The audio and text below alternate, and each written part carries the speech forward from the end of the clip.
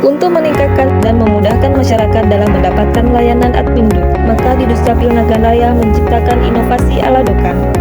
Inovasi Aladokan singkatan dari anak lahir mendapatkan dokumen kependudukan.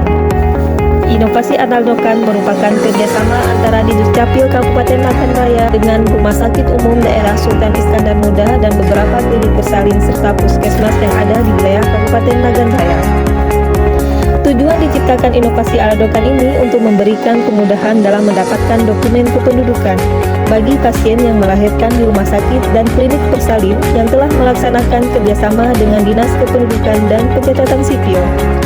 Jadi pasien tidak perlu mengurus Adminduk ke Dinas Dukcapil, tapi cukup dengan melengkapi dan menyerahkan bahan ke rumah sakit ataupun klinik bersalin.